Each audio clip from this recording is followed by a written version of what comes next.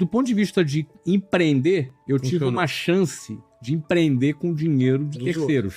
Que é o melhor cenário, né? Exatamente. E eu não tinha ideia o quanto isso seria importante para mim no futuro, quando aconteceu tudo isso. Em 1994, foi um ano sensacional. Eu já estava com 22 anos. Foi um ano que eu voei, comecei a ganhar grana. A economia do Brasil estava boa em 94? Plano Real. Ah, Plano Real. Foi o início da A mudança. gente tinha acabado de passar do Plano Collor, que congelou a poupança, confiscou dinheiro. E eu fui treinado nisso, né? Você perdeu dinheiro nisso ou não? Cara, eu não tinha dinheiro nenhum. Então... Eu não tinha esse problema, não perdi nenhum dinheiro no Plano Collor. Nossa, eu não me estressei. Não me estressei, era duro pra caramba. Que poupança. Nada, cara, nada. Era A duraço. gente se matou na época. Teve muita gente que tinha vendido apartamento, colocou o dinheiro pra comprar outro, aí não pode mais. Então, mas em 94, eu tava com 22 anos. Ainda nessa empresa? Nessa empresa, ganhava equivalente a $7.000 por mês hoje. Agora, olha que interessante, eu tinha 22 anos.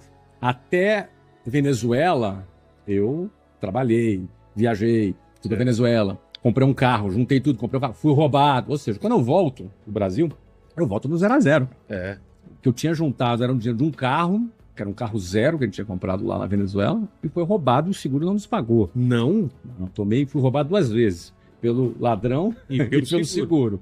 Entendeu? E aí, o que acontece? Eu volto pro Brasil liso em 94.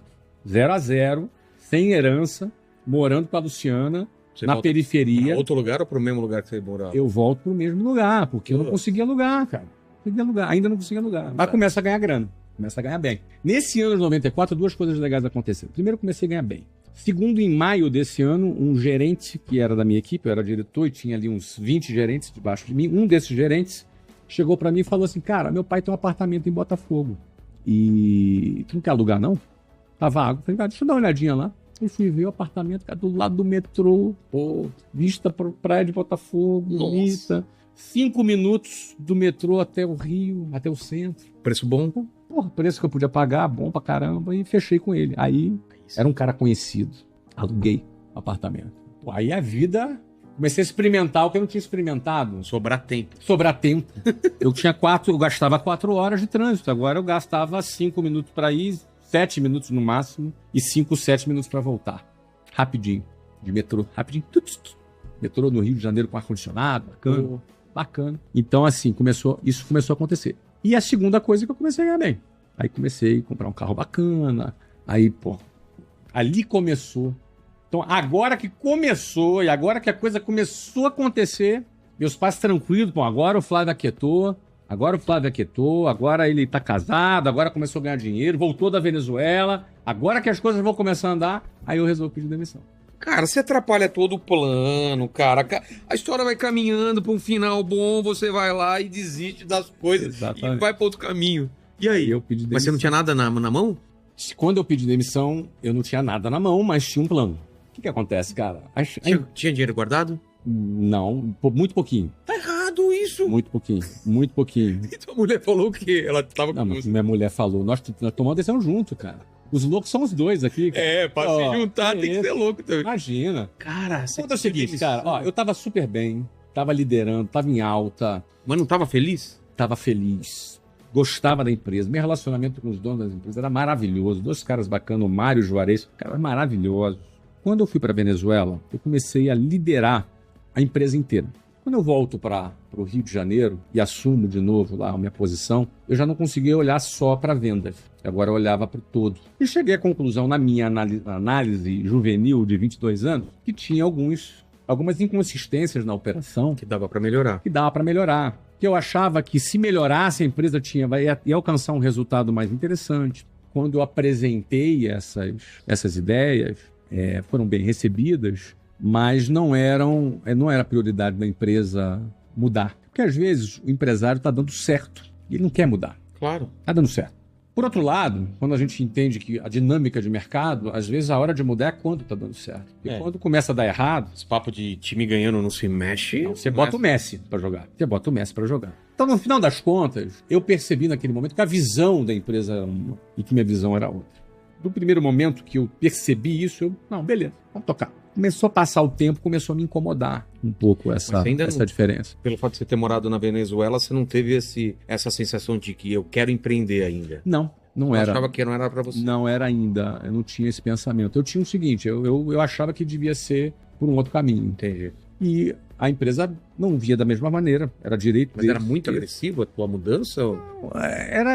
Tinha alguns conceitos diferentes, né? E alguns conceitos que são pequenos aqui se tornam discrepantes ao longo do tempo. O ponto é que eu comecei a não acreditar que naquele caminho se chegaria aonde eu gostaria de chegar. E mais do que isso, na minha consciência eu comecei a me sentir com um certo conflito ético. Porque se eu não acreditava, como é que eu ia vender para a minha equipe? Exato. Como é que eu ia vender para os meus clientes? Como é que eu ia vender para os gerentes e as pessoas que eu vendia a ideia de trabalharem comigo se eu não acreditava mais naquele caminho? Então, aquele incômodo que eu tentei administrar no início começou a crescer. Passar de 1 mês, com 2 meses, começou realmente a crescer e eu entendia que a empresa queria ir para um outro caminho. Minha conclusão foi, eu preciso então sair para criar um outro caminho. Aí empreender foi a alternativa. E aí a experiência que eu tive na Venezuela para mim foi importante. O ponto era o timing. Eu não tinha todo o capital necessário para empreender. Porque para você empreender precisa de um capital. Claro. Você vai precisar aí, sei lá, para você montar uma escola, hoje, da WhatsApp, você precisa de R$500 mil.